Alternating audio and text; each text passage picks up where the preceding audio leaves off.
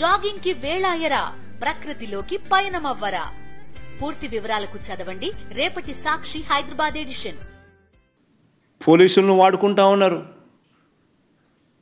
అన్యాయంగా వాడుకుంటా ఉన్నారు.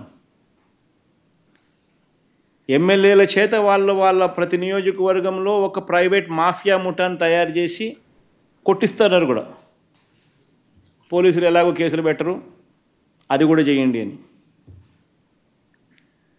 చట్టాన్ని దుర్వినియోగం చేస్తూ ఉన్నారు, చట్టాన్ని చేతిలోకి తీసుకుంటా ఉన్నారు, తప్పుడు కేసులు పెడతా ఉన్నారు, ఇల్లీగల్ డిటెన్షన్స్ చేస్తూ ఉన్నారు. తీవ్రమైన మానవ హక్కుల ఉల్లంఘనకు వీళ్ళంతా కూడా పాల్పడుతూ ఉన్నారు.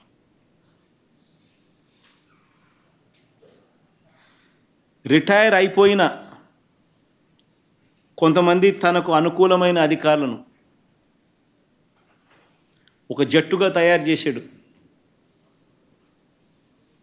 ఏబి వెంకటేశ్వరరావు అని ఒకడు, ఆర్పి ఠాకూర్ అని ఇంకొకడు, యోగానంద్ అని ఇంకొకడు, రిటైర్డ్ ఆఫీసర్లు ఒక జట్టుగా తయారు చేశాడు. తన దగ్గర కూర్చోబెట్టుకుంటున్నాడు. వీళ్ళందరూ చేసేది ఏంది? జిల్లాల్లో చంద్రబాబు ప్రభుత్వానికి ఎవరు వ్యతిరేకంగా ఉన్నారో, ఎవరు చంద్రబాబు మీద వేదికలు పెట్టి వేదికలపైన గట్టిగా నిలదీస్తున్నారో వారి పేర్లను టీడీపీ పార్టీ వర్గాల నుంచి, ఇంటెలిజెన్స్ వర్గాల నుంచి వీళ్ళంతా సేకరిస్తారు. సేకరించి ఈ జాబితా ఆధారంగా, ఈ తప్పుడు ఫిర్యాదుల ఆధారంగా, ఈ జాబితాల ఆధారంగా ఎస్పీలతో వీళ్ళు ఫాలో అప్ చేస్తారు. ఈ తప్పుడు ఫిర్యాదులు అందగానే కనీసం విచారణ కూడా లేకుండా ఆ ఫిర్యాదు చట్ట ప్రకారం నేరం కిందకు వస్తుందా లేదా అన్నది కూడా చూడకుండా వారిని అరెస్టు ఇల్లీగల్గా చేస్తూ ఉన్నారు.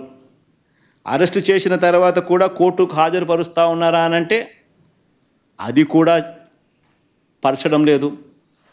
హీబియస్ కార్పస్ వేయాల్సిన పరిస్థితిలో ఈరోజు రాష్ట్రం ఉంది. తమ వద్దే పెట్టుకుంటున్నారు, కళ్ళకు గంతలు కడతా ఉన్నారు. వాళ్ళందరికీ కూడా రకరకాల పోలీస్ స్టేషన్లు తిప్పుతూ ఉన్నారు, థర్డ్ డిగ్రీ ప్రయోగిస్తున్నారు. మళ్ళీ కింద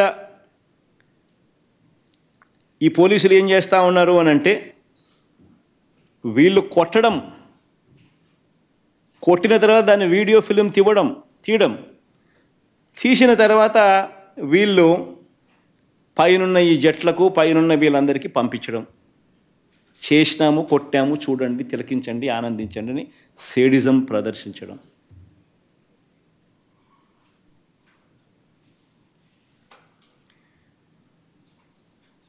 ఈ రకంగా థర్డ్ డిగ్రీ దెబ్బలు కూడా చూపిస్తూ ఉన్నారు మెజిస్ట్రేట్ల దగ్గర.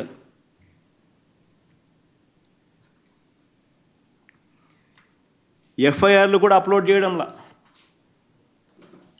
ఎఫ్ఐఆర్లు అప్లోడ్ చేస్తే న్యాయ ప్రక్రియలో ఫాస్ట్గా, వేగంగా జరుగుతుందనే ఉద్దేశంతో ఎఫ్ఐఆర్ కూడా స్లో డౌన్ చేసి, న్యాయ ప్రక్రియ కూడా స్లో డౌన్ చేసే భాగంలో ఎఫ్ఐఆర్ అప్లోడింగ్లో కూడా జాప్యమే. ఎఫ్ఐఆర్ కోసం బాధితుల బంధువులు నేరుగా పోలీస్ స్టేషన్ల ముందు ధర్నాలు చేస్తూ ఉన్నారు చాలా చోట్ల.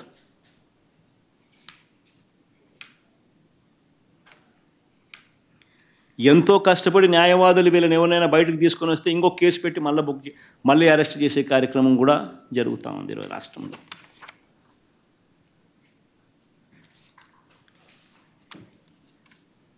చంద్రబాబు నాయుడు గారు అరాచకాలు ఇంతటితో ఆగిపోవడంలా. ఎమ్మెల్యేలపైన, మాజీ మంత్రులపైన కూడా ఇదే, సినీ దర్శకులపైన కూడా ఇదే రకమైన పరిస్థితి మనమంతా చూసాం. మొన్న చెప్తా ఉన్నా రామచంద్రారెడ్డి అని, పెద్దిరెడ్డి రామచంద్రారెడ్డి, ఆయన తోటలో దగ్గరుండి ఎస్పీ ప్రోద్బలంతో దగ్గరుండి సిఐ అక్కడికి పోయి ఆయన తోటలో నాటు తుపాకులు పెట్టే కార్యక్రమం చేసి, తోటలో పనిచేస్తూ ఉన్న ముసలాయమ, దాదాపుగా 55-60 ఏళ్ళ వయసు, 60 ఏళ్ళ వయసులో ఉన్నాయమ, కొట్టి ఒప్పించే కార్యక్రమం కూడా ఆమెతో చేయించే ప్రయత్నం చేస్తే మెజిస్ట్రేట్ దగ్గర ఆయన దెబ్బలు చూపించి జరిగిన విషయం చెప్తే మెజిస్ట్రేట్ తిట్టి పంపించాడు సిఐని. 10 రోజులు వారం రోజుల కింద జరిగిన ఘటన ఇది. రాష్ట్రంలో ఈ మాదిరిగా పరిస్థితులు ఉన్నాయి. రామ్ గోపాల్ వర్మ కూడా మనం అంత చూసినాం. వీళ్ళు సినిమాలు తీస్తే తప్పులా, వీళ్ళేం సినిమా తీసినప్పుడు వివేకం అని వీళ్ళు సినిమా తీస్తే తప్పులా? వీళ్ళు ఏం చేసినా వీళ్ళు ఐటీడీపీ ద్వారా ఇష్టం వచ్చినట్టుగా వీళ్ళని రన్ చేసినా నష్టంలా, తప్పులా. వీళ్ళు ఎవరి మీద ఏ రకమైన మాట్లాడినా తప్పులా. రామ్ గోపాల్ వర్మ చేసిన సినిమాకు సెన్సార్ బోర్డు అప్రూవల్ ఉంది. సెన్సార్ బోర్డుకు పోయింది, సెన్సార్ బోర్డు అప్రూవల్ వచ్చింది. అప్రూవల్ వచ్చినాకనే రిలీజ్ చేసినాడు. సో మళ్ళీ ఆయన సెన్సార్ బోర్డు అప్రూవల్ వచ్చిన తర్వాత నువ్వు రిలీజ్ చేసిన సినిమాకులో ఆయన సినిమా తీయడం తప్పు అన్నట్టుగా నువ్వు ఆయన మీద కేసులు పెడితే, ఆయన నువ్వు పిలిపించే కార్యక్రమం చేస్తూ ఉంటే, ఆయన నువ్వు అరెస్ట్ చేయాలని ప్రయత్నం చేస్తూ ఉంటే ఇల్లీగల్ డిటెన్షన్ కాదా ఇది? సెన్సార్ బోర్డులు ఎందుకు ఉన్నాయి? సెన్సార్ బోర్డు అప్రూవల్ వచ్చిన తర్వాత నువ్వు చేస్తూ ఉండేది ఏంది? మళ్ళీ ఫిలిం ప్రమోషన్ అంటావు. నీకు నచ్చిన వాళ్ళని మాత్రం ప్రమోట్ చేస్తే ఫిలిం ప్రమోషన్, మిగతా వాడు ఎవడైనా కానీ నీకు వ్యతిరేకంగా సినిమా తీసినా ఏమాత్రం వ్యతిరేకత ఉన్నా కేసులు పెట్టడం, అరెస్టులు చేయాలని ప్రయత్నం చేయడం, ఇది రాష్ట్రంలో జరుగుతూ ఉన్న పరిస్థితి.